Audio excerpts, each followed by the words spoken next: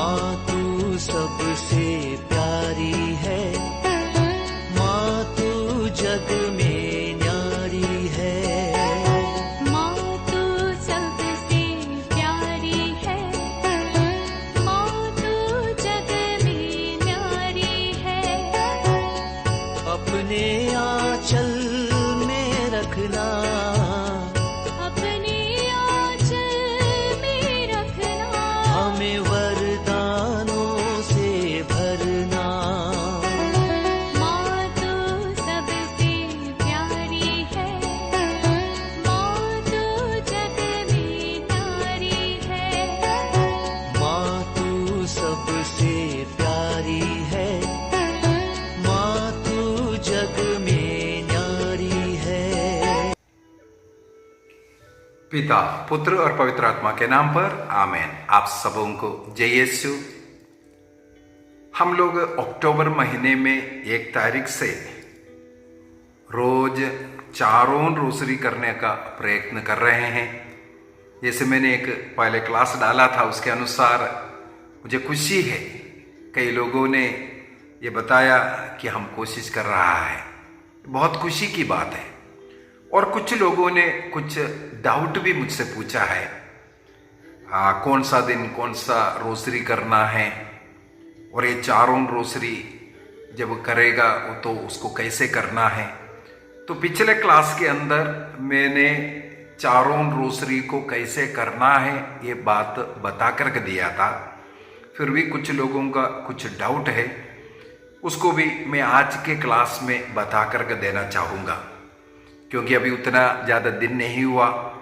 यदि अभी तक 4 रोसरी नहीं कर पा रहा था, कोई बात नहीं, आज से शुरू कीजिए।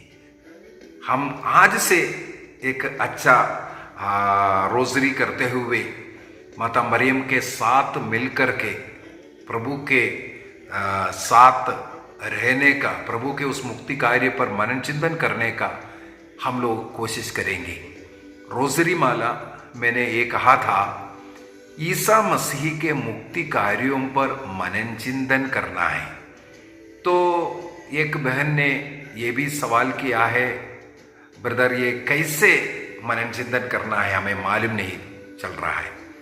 तो उसके लिए मैं बताऊंगा, जो पारिवारिक प्रार्थना एवं धर्म शिक्षा जो किताब है, उसके अंदर किस प्रकार जो मनन चिंतन करना है, उसी के अनुसार किताब होने के कारण ज़्यादा लंबा चौड़ा नहीं हो सकता, थोड़ा शॉर्ट में उसके अंदर मनन चिंतन किया हुआ है, और उस भेद के अनुसार उसके अंदर एक प्रार्थना है और किसी न किसी मतलब के लिए समर्पित भी किया है। तो रोसरी माला कैसे करना है इसको एक बार और मैं बोल करके देता हूँ। रोसरी माला के लिए सबसे पहले हमारे पास रोसरी रखना है।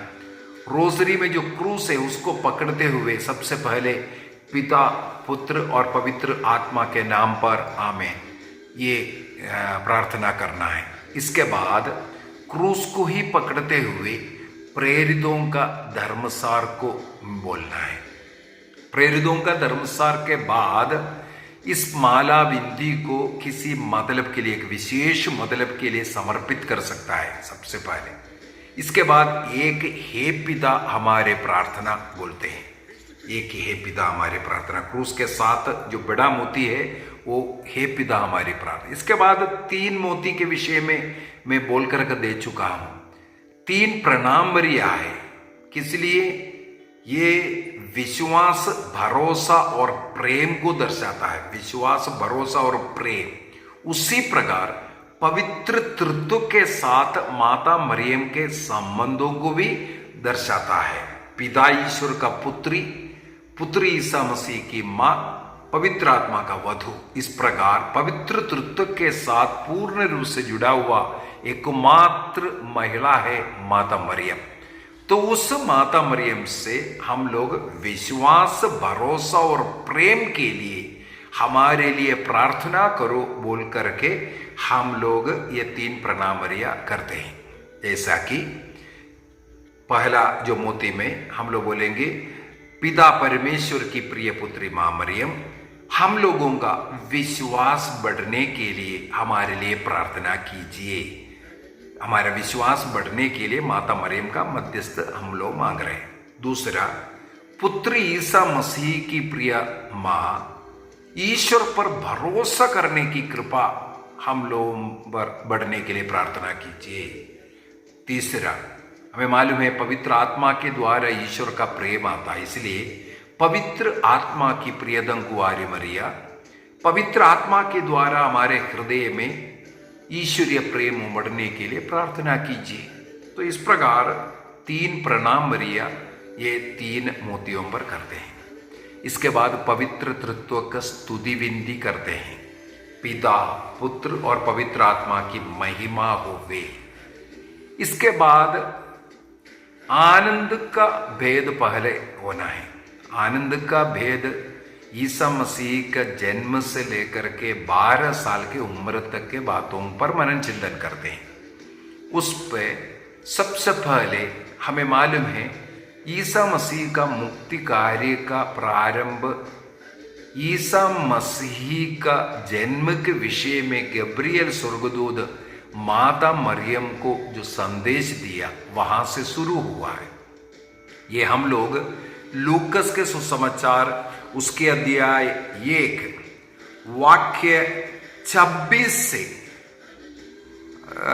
38 तक का जो वचन देख लीजिए, वहां पर हम लोग ये पढ़ सकते हैं। लूकस का सुसमाचार अध्याय 1 वाक्य 26 से 38 तक क्या क्या है।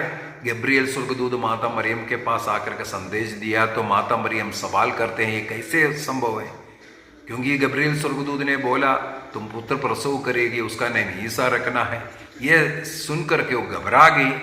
तब पूछते हैं कैसे संभव, मैं पुरुषों को नहीं जानते हैं। तब स्वर्गदूत उनको उत्तर देते हैं पवित्र आत्मा की शक्ति की छाया तुम पर उतरेगी, इसीलिए तुम पर जो जन्म लेगा वो ईश्वर का पुत्र कहलाएगा, पवित्र है।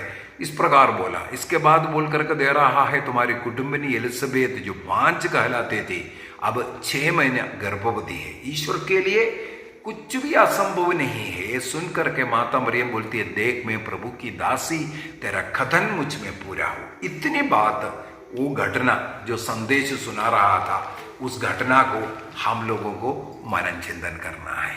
दूसरा भेद में माता मरियम को जब पता चला अपने कुटुंबिनी एलिजाबेथ बुजुर्ग अवस्था में वो गर्भवती है, 6 महीने का गर्भवती है, उनकी जरूरत है, इसलिए वो शीघ्रता से यूदा के उस शहर की ओर दौड़ कर जाते हैं। हम लोग ये पढ़ते हैं लूकस का सुसमाचार अध्याय 1 वाक्य 39 से 39 से लेकर के आखिरी अगर 55 तक देख लीजिए, वहां तक वो घटना है। तो उनमें से विशेषकर माता मरियम एलिजाबेथ के घर में प्रवेश कर जब उन्हें अभिवादन किया वो पवित्र आत्मा से भर गई और पवित्र आत्मा से वो क्या घोषणा किया है तो नारियों में धन्य है ये बोल करके जो पवित्र आत्मा से भर करके एलिजाबेथ जो घोषित किया। और इसके बाद माता मरियम पवित्र आत्मा से भर करके जो भजन गाते हैं, इस पर हम लोग मनन चिंतन करते हैं दूसरा भेद में। तीसरा भेद में हम लोग ईसा मसीह का जन्म के विषय में देखिए लूकस का सुसमाचार अगला अध्याय 2 वाक्य 1 से लेकर के 7 तक अगर हम पढ़ेंगे बेथलेहम के गौशाले में ईसा मसीह के जन्म के विषय में वहां पर लिखा हुआ है। तो जब जन्म हुआ उस समय पर स्वर्गदूत संदेश गडरिये लोगों को देते हैं और वो स्वर्गदूत गीत गाते हुए प्रभु की महिमा करते हैं और गडरिये लोग आकर के ईसा मसीह को दंडवत कर आराधना कर रहा है। उसके साथ साथ हम लोग 3 ज्ञानी लोगों के विषय में भी मनन चिंतन कर सकते हैं। जब ज्ञानी लोगों को संदेश मिला वे लोग आकर के भेंट अर्पित कर उनकी आराधना की। ये जो घटना जन्म के साथ है उस पर मनन चिंतन करते हैं।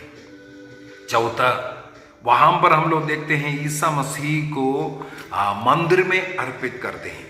मंदिर में जो ईसा मसीह के जन्म के 40 दिन के बाद जब मंदिर में अर्पित किया, लूकस के सुसमाचार अध्याय 2 का वाक्य देखिए 22 से अगर हम लोग पढ़ेंगे 38 तक, वहां पर जो मंदिर में अर्पित करते वक्त पवित्र आत्मा से प्रेरित होकर शिमोन मंदिर में आते हैं। हाथों में उठाते हुए भविष्यवाणी करता हुआ, और अन्ना भी उस समय पर आकर के ईसा मसीह के विषय में अन्य लोगों को बताने के विषय में हम लोग वहाँ पर मनन चिंतन करते हैं। ईसा मसीह के जन्म के 40 दिन के बाद शुद्धिकरण के दिन में जब वो मंदिर में अर्पित करने के लिए गया, उस घटना को याद करते हैं।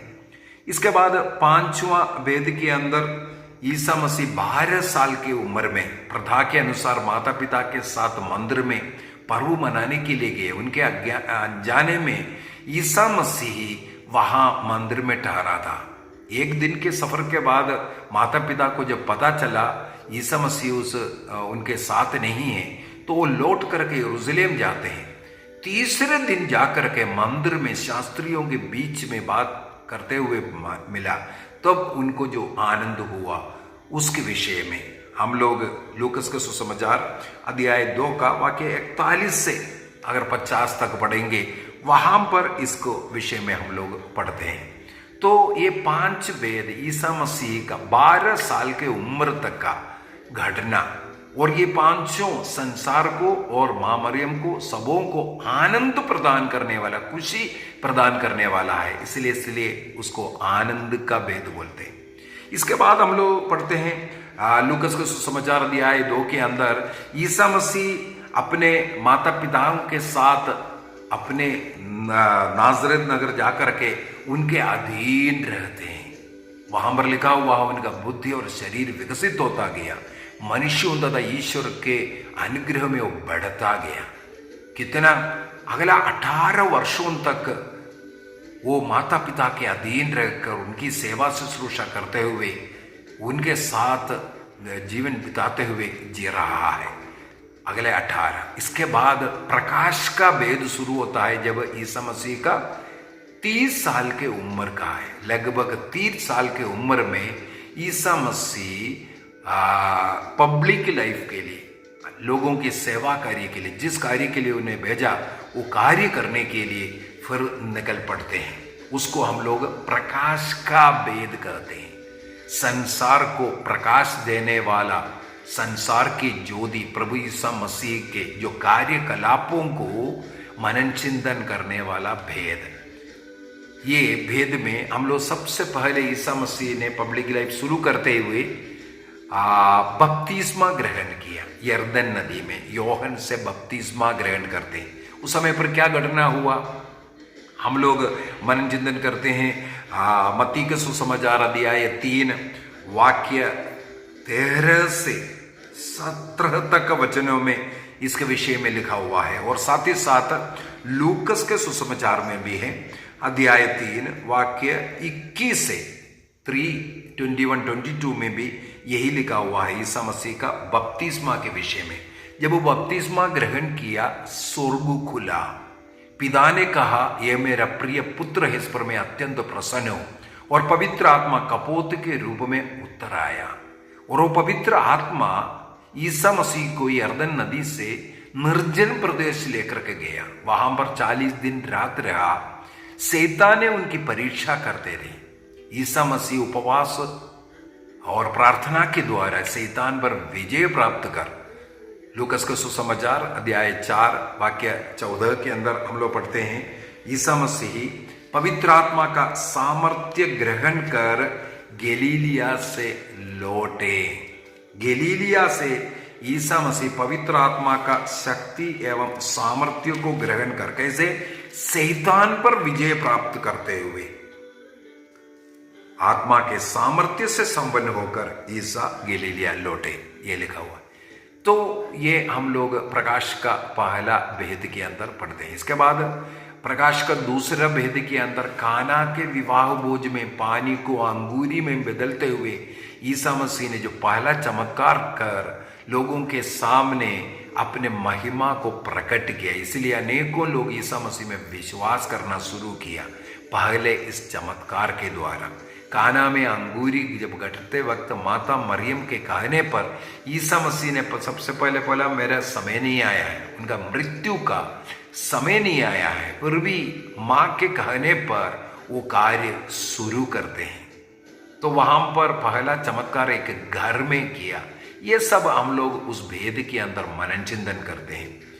और तीसरे भेद के अंदर ईसा मसीह सुसमाचार का प्रचार करने वाला। वो मार्कुस का सुसमाचार अध्याय 1 वाक्य 14-15 के अंदर ईसा मसीह किस प्रकार पश्चाताप करो, सुसमाचार में विश्वास करो, क्योंकि ईश्वर का राज्य निकट आ गया है, ये बोलते हुए जगह जगह घूमते हुए प्रभु ईसा मसीह ने सुसमाचार का घोषणा किया। ये हम लोग पढ़ते हैं। चिन्ह चमत्कार, गांव शहर घूम घूम करके चिन्ह चमत्कार के द्वारा स्वर्ग राज्य की घोषणा करता हुआ। और ईसा मसीह ने क्या क्या कार्य उस समय पर किए, ये सब हम उसके अंदर मनन चिंतन कर सकते हैं। और चौथा भेद के अंदर ईसा मसीह जब ताबोर पहाड़ पर प्रार्थना करने के लिए पेत्रुस, योहन और याकूब को लेकर के गए, वहां पर प्रार्थना करते वक्त उनका मुखमंडल तेजोमय हो गया और वस्त्र उज्ज्वल हो गए, उनका रूपांतरण हुआ। मूसा और एली उनसे बातें करते हुए पाए। इस घटने पर हम लोग मनन चिंतन करते हैं। मत्ती का सुसमाचार उसके अध्याय 17 के अंदर, मैथ्यू चैप्टर 17 वर्स 1 से 8 तक, मार्कुस में भी है, लूकस में भी है, सब अध्याय 9 के अंदर हम लोग पा सकते हैं ये रूपांतरण के विषय में।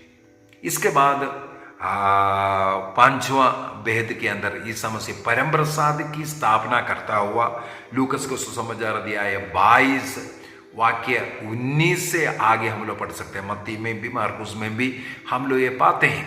तो सब कुछ बाइबल से निकाला है, पांचों भेद।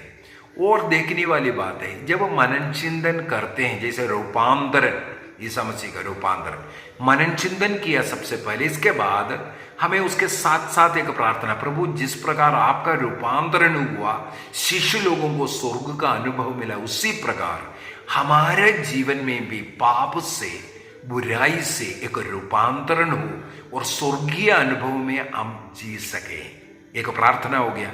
इसके बाद उस भेद को किसी मतलब के लिए अर्पित करना है। इस भेद को पापियों के मन परिवर्तन के लिए हम समर्पित करते हैं। इसके बाद एक हे पिता हमारे 10 प्रणाम मरिया, और एक हे पिता हमारे 10 प्रणाम मरिया के बाद हम लोग क्रूस का चिन्ह, पवित्र तत्व की स्तुति विनती करते हैं। और प्रभु माता मरियम ने फ्रांस के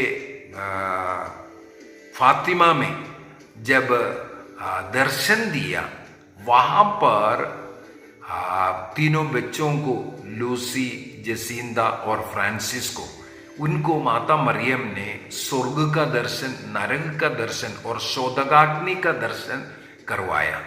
इसके बाद उन लोगों को एक प्रार्थना सिखाया। उस प्रार्थना का नाम है फातिमा प्रार्थना कहते हैं। वो मेरे यीशु, वो जो बोल करके हम लोग जो प्रार्थना करते हैं, उस प्रार्थना को हर वेद के अंत में करते हैं। बस यही रीति है।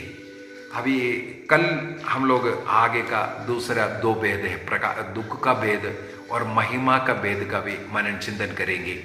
आज मेरे विचार में कैसे रोजरी करना है, इसका एक रूप मैंने बता करके दिया। और सबसे जरूरी है, हर भेद क्या है बोला, इसके बाद उसके ऊपर मनन चिंतन करना। मनन चिंतन करने के बाद उस मनन चिंतन के अनुसार एक प्रार्थना, छोटा सा 1 लाइन 2 लाइन का एक प्रार्थना। इसके बाद उस भेद को किसी मतलब के लिए समर्पित भी करना। इसके बाद एक ये पिता हमारे और 10 प्रणाम मरिया और पवित्र तत्व की स्तुति विनती और फातिमा प्रार्थना करते हैं। तो इस ऑर्डर में करने का आप लोग प्रयत्न करना है। चारों रोसरी करने वाला, चारों रोसरी खत्म होने के बाद प्रणाम रानी प्रार्थना हो या स्तुति विनती हो, यादगार विनती, ये सब प्रार्थनाएं चारों रोसरी खत्म होने के बाद करना है। अगर घर में जो हम लोग प्रार्थना करते हैं, परिवार में प्रार्थना करते वक्त कौन सा दिन है, उस दिन के अनुसार रोसरी को करना है। पारिवारिक प्रार्थना समुदाय में जब करता है, दिन कौन सा है उसके अनुसार। उदाहरण के लिए आनंद का भेद सोमवार और शनिवार को करते हैं। प्रकाश का भेद थर्सडे को, गुरुवार के दिन करते हैं। दुख का भेद मंगलवार को और शुक्रवार को करते हैं और महिमा का भेद बुधवार को और इतवार को करते हैं। तो ऐसा दिन के अनुसार इन रोजरी को हम लोग जब पारिवारिक प्रार्थना में या सामुदायिक रूप से जब करते हैं, अगर सामुदायिक रूप से भी एक से ज़्यादा जहाँ हम कहीं भी प्रार्थना करते हैं उसी को रिपीट नहीं करना, दूसरा कोई और भेद कर सकता है। तो एक प्रार्थना जब हम पारिवारिक प्रार्थना में करते हैं एक रोजरी, तब उस दिन के अनुसार रोजरी को करना है। व्यक्तिगत रूप से चारों रोजरी करने वालों को सबसे पहले आनंद का भेद, इसके बाद प्रकाश का भेद, इसके बाद दुख का भेद, इसके बाद महिमा का भेद। आइए हम अपनी आंखों को बंद करें। मैं विशेष रूप से उन लोगों के लिए प्रार्थना करता हूं जितने भी लोग रोज एक संपूर्ण रोसरी करता है, चारों रोसरी करते हैं, आनंद का, प्रकाश का, दुख का और महिमा का भेद। प्रभु उनकी प्रार्थनाओं को स्वीकार कर उनके सारे मनोरथों को पूर्ति करे, रोगियों को चंगाई मिले, बेरोजगारों को रोजगार मिले, जितने भी अविवाहित लोग हैं, कई बच्चों का उम्र बढ़ते जा रहा है, विवाह में कोई ना कोई बाधा है, प्रभु इन बाधाओं को दूर करे। जितने भी ऐसे युवक युवतियां हैं जो विवाह करना चाह रहा है लेकिन विवाह नहीं हो रहा है, उनको प्रभु ने जो स्वर्ग में निश्चित किया, तोबित का ग्रंथ अध्याय 7 वाक्य 11 में लिखा, विवाह स्वर्ग में निश्चित करता है। और तोबित का ग्रंथ अध्याय 6, 18, 19 के द्वारा ईश्वर ने जिसे निर्धारित किया है उनका आपस में हृदय मिल जाए। जैसे अब्राहम अपने घर के बुजुर्ग नौकर को भेजा था अपने पुत्र इसहाक के लिए पत्नी ढूंढने, अब्राहम ने कहा स्वर्ग के ईश्वर अपना दूध भेजेगा, उसी प्रकार स्वर्ग दूध उनका मदद करते हैं। हमारा भी संतानों का विवाह समय पर होने के लिए उनकी इच्छा के अनुसार, ईश्वर की इच्छा के अनुसार, जिन्हें ईश्वर ने निर्धारित किया, उनका हृदय मिल जाए, आपस में आकर्षित हो जाए, एक दूसरे को बहुत प्यार करने लगे। तोबित 6, 18, 19 के द्वारा अपने अपने जीवन साथी एक दूसरे की ओर आकर्षित हो जाए, विवाह हो जाए। प्रार्थना करें, ऐसे सभी लोगों के लिए प्रार्थना करें जो इस कारण दुखित है, उन बच्चों के जीवन में खुशियां आवे, सारी शैतानी हरकतें नष्ट हो जाएं। जो निसंतान दंपतियों को मैं याद करता हूं, उनके लिए विशेष रूप से हम प्रार्थना करते हैं। आज और कल अंबिकापुर में निसंतान दंपतियों के लिए हम रिट्रीट रख रहे हैं। आप लोग विशेष रूप से प्रार्थना कीजिए। आज एक रोजरी उन लोगों के लिए समर्पित करें, जितने भी निसंतान दंपति आज और कल हमारे साथ यहाँ हैं, उन सबों को प्रभु का संतानों की आशीष मिले, सारे रोग कष्ट पीड़ाएं दूर हो जाएं, बच्चेदानी, ओवरीज, फेलोपियन ट्यूब, पति पत्नी दोनों के शरीर, जो भी कमियां हैं, जो भी बीमारियां हैं, सब दूर हो जाएं। जितने भी बीमार लोग हैं उन लोगों को याद करते हैं। इस अक्टूबर महीने के विशेष रोजरी माला के द्वारा ऐसे अनेकों लोगों को चंगाई मिले। प्रार्थना करते हैं हर एक परिवार में पारिवारिक प्रार्थना हो, हर एक घर में सब लोग मिलकर के रोजरी माला जपें, निर्णय करें, सबों के लिए प्रार्थना करें। जितने भी लोग प्रार्थना करते हैं उन घरों में शांति आवे, प्रेम आए, सारे शैतानी बंधन से उन्हें मुक्ति मिले, आशीष मिले। पिता, पुत्र और पवित्र आत्मा के नाम पर आमीन। आप सबों को जय यीशु।